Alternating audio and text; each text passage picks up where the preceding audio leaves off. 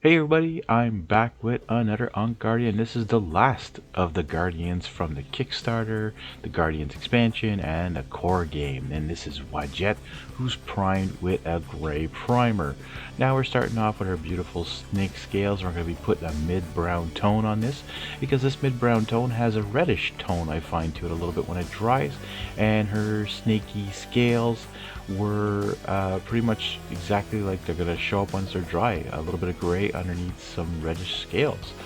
Hey guys, I hope you enjoyed the series. I will be back with the Ankh Gods and Warriors soon enough. I'll be taking a break from Ankh a bit though and be starting to paint a little bit of something different, so stay tuned for that on the channel. We're going to be moving on to some Necromancer Cloak. And this is going to be for some parts of her armor that are on her chest. It's also going to be for her staff, and it's also going to be for her top of her head. Now it's not actually, I don't know if it's actually like snake her head or not. I know there's a part that's going to be gold later, but I couldn't tell. Like, there's no scales or anything like that. It's just like a helmet almost. Anyways, but we're going to be doing something really cool with all this Necromancer Cloak later on. Now we're going to be using an army painter skin tone called Ruby Skin, and we're going to actually putting this on her chest. And what you could do is you could keep going up the sides of her face and do her face with this. And I also forgot to do her chin with the Necromancer Cloak, so I did that off camera, and I will touch it up here and there because I do hit it again. And then what I'm going to do is I'm going to add this Garnet Pigment Toner. So you add a little bit. I added one little dash to the Ruby Pink just to make it a little bit more pink, went up the rest of the skin with it. And then I'm going to add another dab just to make it a little bit more red, a little bit more dark pink, and then I'll be able to do the face with the pure red to blend it all together, and that's what the artwork really looks like. Now we're going to be doing her cape, I guess. Angel Green is the beautiful color. Actually, I had a lot of problems with this one. I don't think I've actually used it before because it was very liquidy. I had to put 2 mixing balls in there, really shake it.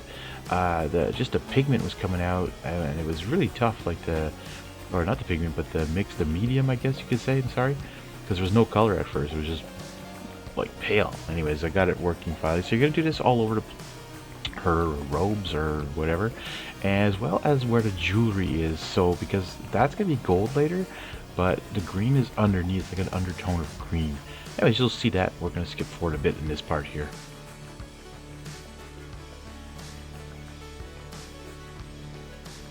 So before applying this soft skin wash, you're going to want to make sure that paint is dry or it's just rub right off. And we're just going to put it where we put all those pink colors there, just to get that nice skin tone all mashed in together. Now we're using a little bit of Basilisk Brown.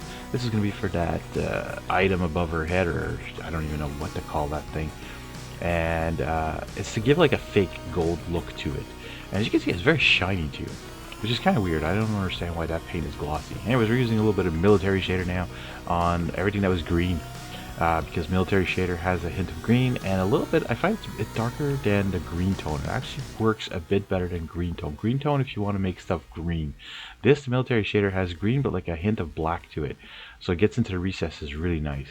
Now here's what we're doing with this Necromancer Cloak. I didn't know if I was going to do this or not, but I'm using some Turbo Dork Metallic Shift, Color Shift Dark Net. And I'm doing this on the staff as well, so anywhere where we had that, except for on the top of her helmet, because that stayed gray. I wanted to do something different with her armor and the staff. I wanted it to be a little bit like a metallic, but a different color metallic, and it also shifts in the lighting. And usually you should use black underneath this, but with the Necromancer gray, or cloak, it actually worked really good.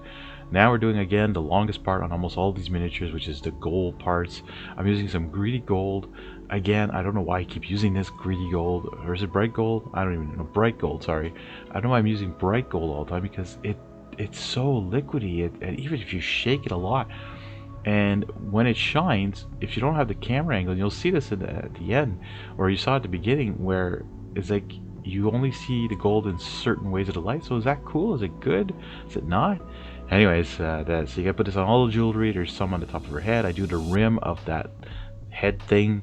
I do her scimitar, and I also do on the back of her as well, all those little pieces of gold. You'll see that how it comes out just by like slowly brushing just above the raised edges. Now for her arm braces, we're going to be using some night scales. Again, if you guys haven't seen this color, it's supposed to be like a dark gray metallic, but it's got like a blue tint to it, but it's really nice.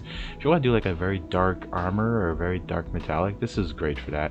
And for some reason, it's very pasty, so you don't have to shake it very much. A little bit of azure magic now, another metallics color. This is more like a topaz, I think, color, or I don't know what you call it. It's turquoise.